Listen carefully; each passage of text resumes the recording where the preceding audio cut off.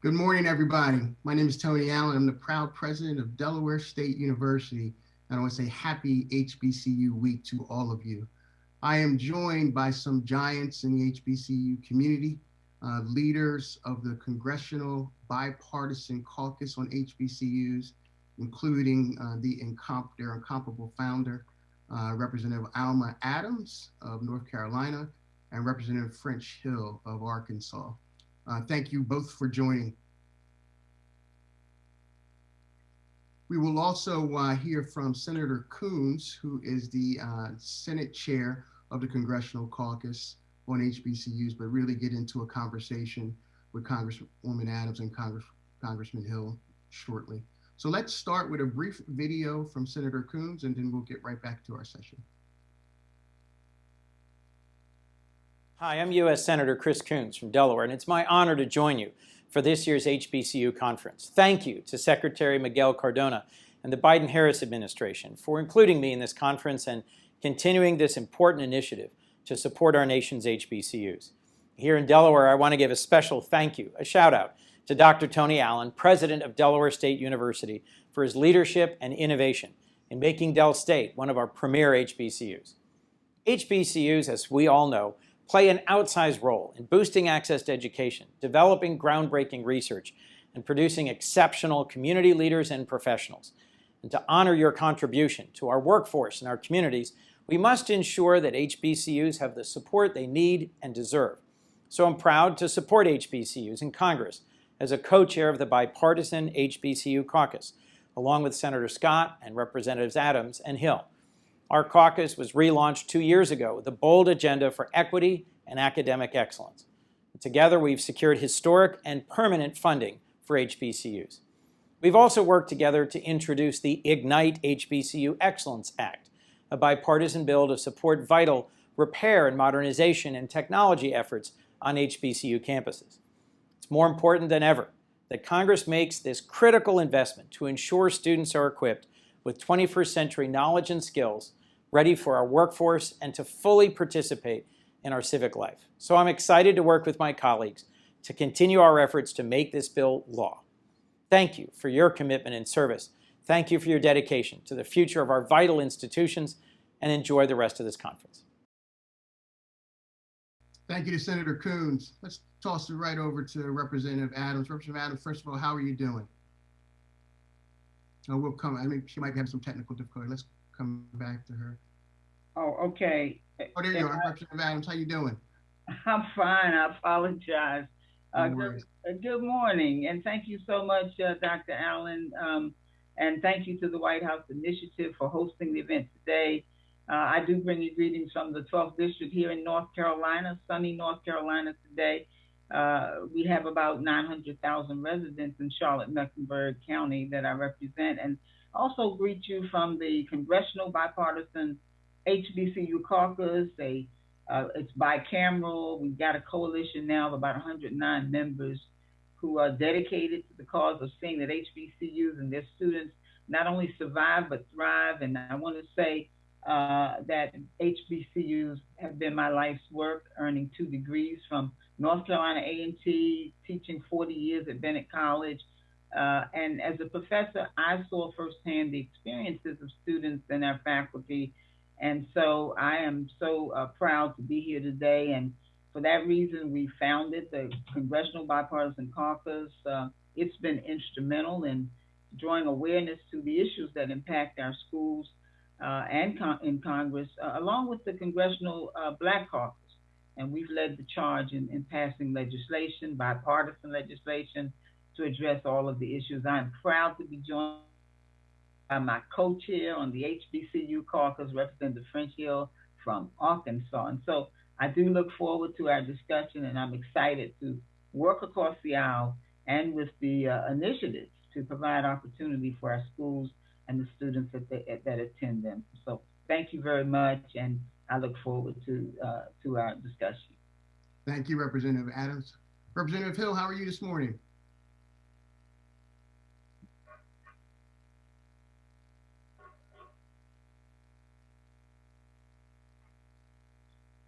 Can you hear us? Can you hear us okay? I can now. The computer had locked me out again. How you Good doing morning. this morning? I'm doing great. I bring greetings to my great friend from North Carolina, Dr. Adams, and her remarkable leadership. We were elected in 2014 together. We've loved our service in the House together. And one of those highlights has been Alma's magnificent leadership in building a substantial coalition on both sides of the Capitol in both political parties to support the exceptional education that our students get at HBCUs. So Alma, great to be with you. And I too bring greetings from another beautiful city in the South, Little Rock, Arkansas, where it's 80 degrees and low humidity today. I don't know what's happened. The perspective I bring to this caucus is one of just watching the success of our students. Central Arkansas is blessed to have 3 private HBCUs, the only 2-year school, Shorter College in North Little Rock, and then the delightful, long-time successful schools of Philander Smith and Arkansas Baptist College. But here, right outside my district, but in our metro area, is the University of Arkansas at Pine Bluff, the state's land-grant institution. So we have an economy here in Central Arkansas that looks to leadership from our HBCUs in helping prepare our workforce.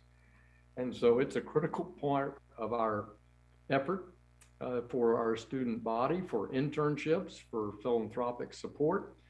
And that's why I too, like my friend Chris Coons from Delaware, was really pleased with the direction that Chairwoman Adams took in designing our Ignite Act, because the opportunity to combine state, federal, and local philanthropy to build the technology, buildings, hardware, and software that we need for our students to succeed in the 21st century is really an exciting prospect. So I look forward to the discussion today, and to you, Dr.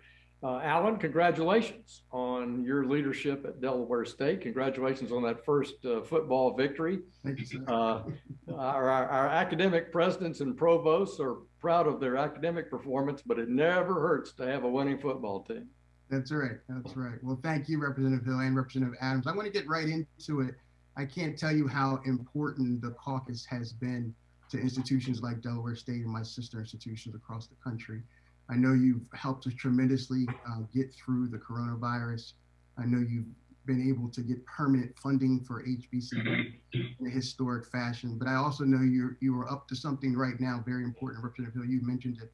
Let's talk specifically about the Ignite Act. Let me just say that Ignite is, we're lighting this fire, and we're trying to keep it burning. We found that we've had a number of things that have really helped our schools, including the capital financing program. But in 2018, GAO had a report that told us about half of all HBC facilities needs repair or replacement. As a matter of fact, when you look across the country at the 100 and over 100 of them, 102, there's a lot of deferred maintenance, about $25 billion. And so we wanted to ignite this fire. And so the Ignite HBCU Excellence Act would really invest substantially in infrastructure. So this is really an infrastructure bill. Our schools are well over 150, 60, 170 years old. And some of our buildings are as old. And so we wanted to ignite that fire. And of course, the bill would authorize a new grant program under which every HBCU could compete for funding to upgrade the infrastructure. The funds could be used for purposes ranging from renovation, repair, modernization, or construction of new campus facilities to installing high-speed broadband. And we saw with this pandemic just how important having broadband was. So currently Ignite has about 93 sponsors. Actually we've got a little bit more than that, but I think it's about 96 or 7 now. We're pushing for passage either as a standalone piece of legislation or in a larger vehicle. Now, another thing Ignite would do is to encourage greater private sector engagement with HBCUs. And I'm just grateful to have my partner here because he's really into helping with that too. And that would complement the private sector initiative of the HBCU Partnership Challenge. And we've had this challenge for a while. We've got a number of corporate folks who are involved, and we get support with the challenge through greater investment and engagement to ensure that HBCUs can continue.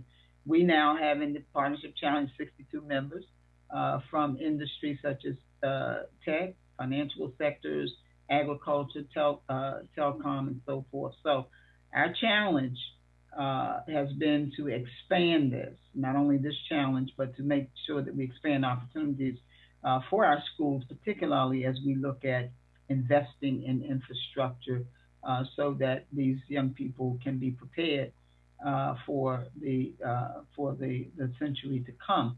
And even now, and of course, even with our faculty, we want to make sure that they have the facilities and so forth that they need. So we're keeping this fire burning, and we're hoping to see some results from this bill.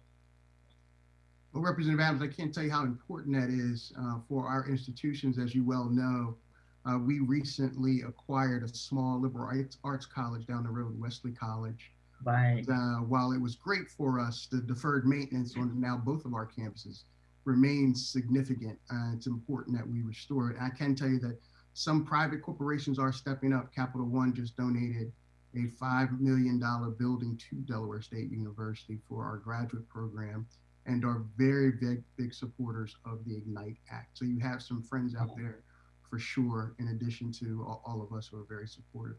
Representative Adams talked a little bit about the importance of the private partnership part of this engagement. Could you spend a little time there too? You bet. Well, first, I think the mix is important. And when you look at our over 100 HBCUs, many, as we know, are land grant schools that have public state support. And that public state support is lagged behind over the history of the HBCUs. And to me, that's a really key point. I've got, and it's not for today, but I have concern about how we fund higher education across the board in this country from state taxpayer resources, not the federal part, but the state taxpayer work, where I think we've underinvested in a number of key areas. And one of those is our land grant campuses.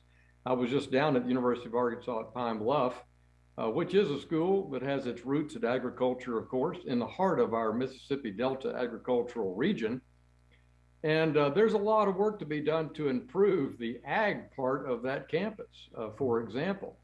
And in my view, I'm speaking personally and as a congressman, I mean, our states have an obligation to do that. So, Dr. Allen, I think that this is not only about that private philanthropy, and I'm glad to hear about Capital One's investment on your campus. And of course, you were formerly associated with Bank America, which is doing a lot across the country in recruiting our students at HBCUs and in philanthropy on campus. But I hope that we can draw attention through the Ignite Act of the obligations of our state legislatures and our governors out there on what their responsibility is on our public land grant campuses. Secondly, is this issue of engagement, and Alma talked about that, and we are producing a disproportionate amount of our STEM grads from our HBCU campuses. The Ignite Act will add more ignition, more fire to that mission by upgrading those science and engineering and computer science type assets that we know our country needs and needs desperately, both in the military and in the civilian sector. So I think that will also be a way to get state and private philanthropy resources partnered. We see that here in Arkansas with the state's investment in cyber training and computer coding, both through K through 12 and now into college. And we want to make sure that that's well established on our HBCU campuses as well. Thank you, Representative Hill. All very, very important questions for all of us. And I think you all continuing to encourage state legislators around this country is very, very important for our efforts as well. We do have one question from one of my colleagues, President Bro of Bowie State University, about the Partners Act, another issue you guys were very, very involved in. The question is this: what is the status of the effort across the federal agencies? Some are actively engaging HBCUs, but there appears to be inconsistencies across the spectrum of agencies. And then she recommends possibly a clearinghouse website to be created as sort of a one-stop online portal for HBCUs to determine how and where they can work in tandem with federal agencies, similar to the GSA website. Yeah, I think that would be good. I'll start on this one, Alma. Mm-hmm. President Trump did a good job with his executive order in this regard, and codifying it was important. Proud to support that effort. And I'd like to see our governors do the same thing, Dr. Allen, and sort of mirror that agency networking that you saw in the federal level down at the state level. We had a summit here in Little Rock where we invited our campuses, we invited federal agency heads, we invited state agency heads. So I would encourage our college presidents to really network on best practices here. And I really appreciate our team at the White House in the HBCU leadership there and at the Department of Education to collect those best practices. And let's reward those federal agencies that are doing a really good job on campuses, maybe region by region across the country. And let's also publish success stories so that our college presidents can go to their regional office of the Veterans Affairs or their regional office of the EPA or the regional office at another federal agency or military base and offer ways to enhance the mission of what we have in our thought behind both the executive order and codifying that sense of federal partnership. Representative Adams? Well, that's what it's all about, partnerships. And so, as the Congressman mentioned, the Partners Act passed at the end of the last Congress. With the notion, of course, to strengthen partnerships between federal agencies and over 100 HBCUs. I was happy to be a part of introducing and getting the bill passed along with my bipartisan, bicameral colleagues of the HBCU Caucus. So this legislation will require every administration and the federal agencies that it manages to plan and to coordinate efforts to strategically engage with and invest in HBCUs. As Congress, we'll do our job of oversight, which we've got to do, and ensure that these activities are being carried out. I sit on the Agriculture Committee as well. Of course, we deal. I heard the Congressman talk so much about the land grants. And of course, we have one here in North Carolina. There at HBCU land grant 1890, and there's 19 across the country. But we've not seen the kind of support in terms of equitable matching funding that was really required initially when it was set up by the federal government. So we're interested in seeing the progress being made in the HBCU engagement plans, which covered federal agencies.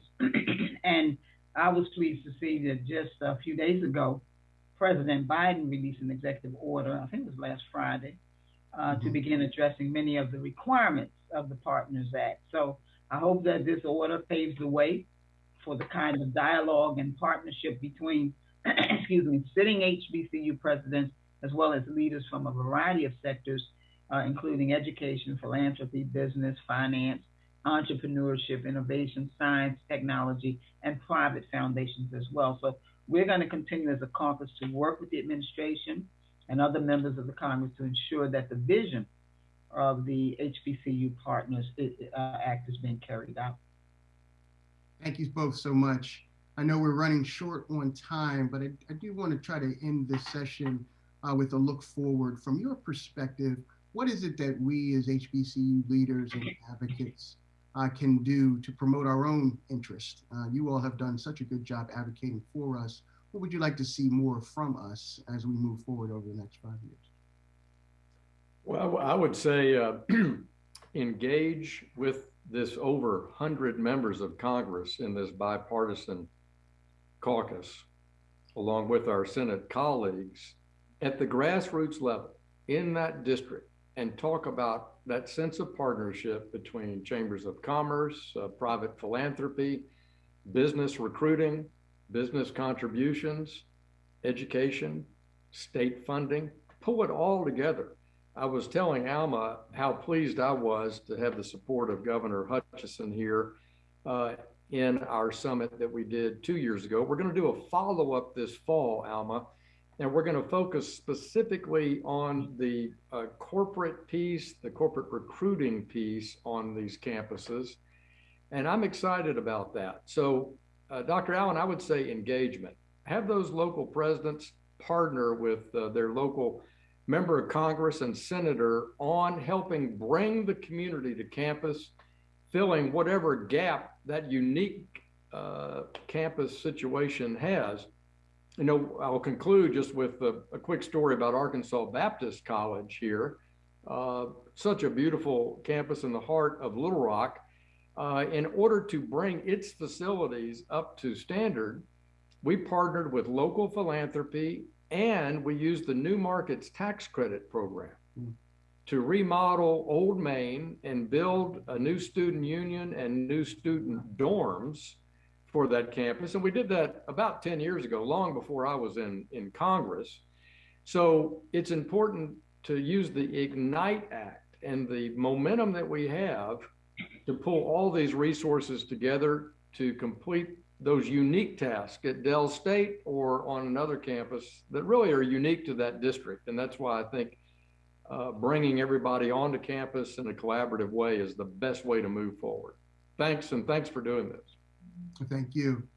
Representative Adams. Well, thank you, Dr. Allen. You know, my colleague is absolutely correct in terms of really wanting to continue to engage and to really expand on the partners that we already have. But I think one of the things when we first started the bipartisan caucus, there were three things we wanted to do. One was to expand the dialogue and the knowledge base nationally about HBCUs and their value and importance and what we're doing. And then to educate the Congress and our staff, and then to pass bipartisan legislation that would support our schools. I think we need to continue promoting the narrative of HBCUs. It's critically important that we not only share that information, but that we all share information that we all agree on. And in other words, we say sometimes we want to be singing the same song from the same sheet of music. But I do think that bringing folks together, we started back probably that second year of the caucus and pulled together conferences on our campuses. And when we started in North Carolina, at North Carolina A&T, and we brought industry in as well. Some people had never been on, some of the businesses, corporate folks had never been on an HBCU campus. So I think we need to engage, as we say, those folks outside of our community into our community so that they not only can see for themselves, but also see the genius that we have on our campuses and also some of the needs that we have too, so that as we're trying to continue to keep this bill in play and igniting that flame, that we'll be able to do that with the support of these partners, the new partners that we are able to create as a result of, you know, having the collaborative conversations and meetings on our campuses. Well, thank you, Representative Adams, Representative Hill. Representative Adams, I just want to say on a personal note, it was a pleasure to meet you 3 years ago at our commencement and be able to award you an honorary degree at Delaware State. So you're always going to be a hornet in our eyes. But more importantly, your work has been just fabulous. I think the bipartisan nature of this work is really giving us a boost across all of our institutions. So thank you very much. And Representative Hill, you too, for all of your good work and thoughts and what I believe is an authentic conversation about how we can get better together. And that authenticity, I think, is what makes HBCUs strong, and proud, and long lasting. So thank you for all that you are doing, and expect that we will be right behind you, supporting you every step of the way. Take care, everybody, and thanks for joining. All right. Let's keep the fire going. Ignite. Yeah, Alma. All right. Take Thank care. you, doctor. Bye now. Thank you, Dr. Allen. Thank you. Good seeing you.